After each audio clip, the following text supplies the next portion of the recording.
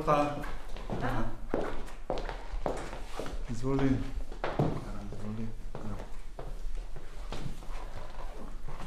Imate pa zanimiv stol, ne? A je to vse v duhu vašega tehnološkega parka? To je v duhu, ja. Naša aktivnost je taka, da pretežno sedimo.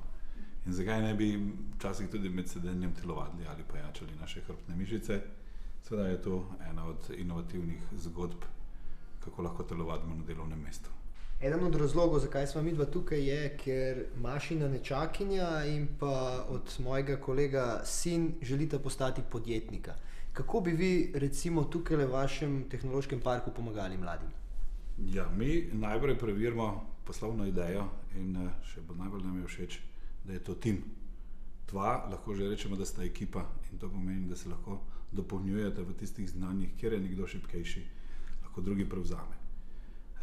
Izjemno pomembno je to, da se njihova poslovna ideja preveri, sicer na papirju, to je najmanj boleče. Če zavzamemo že prve korake, recimo poslovni prostori, najeti krediti, ne vem, neke pogodbe, ki jih potem kasneje težko izpolniš, ne, je to boleče, ne, v bistvu pravzaprav v naši družbi celo obsojanje, ne, ker ti si loser, ker ti pač ni uspelo v prvem zgodbi, ne. Nekatere druge sredine pač jemljajo to kot delovno izkušnjo, ne, in se mi zdi, da so v tem primeru pred nami, ne. Seveda, kolegoma bi najprej jih povabil na pogovor, da vidimo, kaj je to vsebina njihove ideje. Povežemo jih s podobno mislečimi, najdemo jim partnerja, mi rečemo temu strateškega partnerja. Lahko je tudi vlagatelj, da jim pomaga s sredstvi, seveda, če je njihova vizija taka.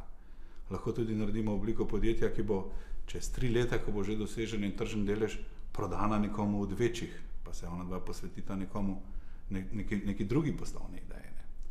Tisto, kar ocenjujemo najprej, je pa to, da je podjetnik stanje duha. Se pravi, biti podjetnik je tako, kot da si umetnik. Slikarja tudi nekaj drugega rine, da nariše sliko. Tako podjetnika rine nekaj, da naredi svoje podjetje in da se tudi na ta način uveljavi v družbi.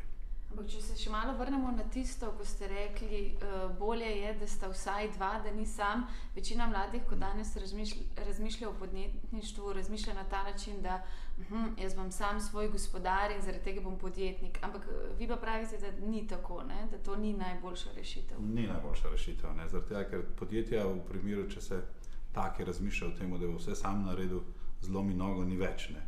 Ali pa tudi podjetja ni več takrat, ko on odpotuje na počitnice. Tipični primeri so tako, ko so študenti med svojim študentskim letom ugotovijo na last minute, da so Bahami izredno poceni, ne, in seveda takrat podjetja ni več. Zato pravim, da je to tim, da gre za načrtovanje in tako kot sem povedal, da gre tudi za en izraz nekega notranjega hotenja celotne skupine. Podjetnik na začetku je običajno zelo entuziastičen in razlaga o svojemu podjetju vsem povprek, hkrati s tem prepričuje tudi sebe. Vendar seveda sam je izjemno težko, ne? Kdo mu bo vse tole zaupal. Zato je tim pač večja kredibilnost in verjetnost uspeha celotnega podjema in celotnega podjetja. V time verjamejo tudi ti, ki posojajo denar, rečemo jim biznis angeli ali pa venture kapitalisti, seveda v naslednji fazi.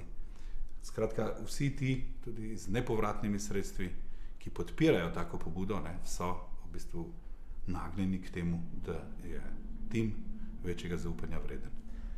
Koga pa recimo vi sprejmete tukaj medse? Lahko pride recimo 21-letnik z dobro idejo, dobrim recimo načrtom, planom?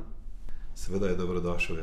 Ena od naših ambicij je, da bi postali tako primerno okolje za razvoj takega podjetništva. Kar mi si želimo je predvsem to, da je podjetje, da je pobuda tega podjetja nekako s tehnologijo povezana. Da se prinaša v naše okolje neka nova tehnologija, da je povezljiv, da je učljiv z ostalimi podjetji tukaj notri, učljiv, da je dovzeten v bistvu na vse tiste programe in izobraževanja, ki jih mi organiziramo. In kar je najpomembnejše je to, da mu pomagamo z različnimi shemami, z nepovratnimi sredstvi, da bi kar najhitreje zrastel. Mi pravimo, da katerakoli dobra pobuda lahko uspe tudi v garaži. Pravimo pa, da v našem okolju bo hitreje rastla. Super, to se pravi, človek, ki ima dobro idejo, lahko pride k vam in vi boste veseli, da je prišel k vam in še pomagali mu boste poleg tega. Točno tako. To prvo, kar mu bomo pomagali, je to, da bomo nekako skupaj preverili, ali je ideja, ki jo je izbral, tista ta prava. Ali jo mogoče potrebno modificirati. In seveda zastonj mu dobu mnenje strokovnjakov o njegovem poslovnem načrtu in o podjemu, v kateremu se je on zdaj pač namenil. Seveda, če se odločiš, da boš svoje življenje nekako vključil v ta podjem, to pomeni, da je zelo dobro, če je to tudi preverjeno. Seveda, teh napotkov in tega se pač podjetniki lahko držijo, lahko pa grejo pač svojo pot.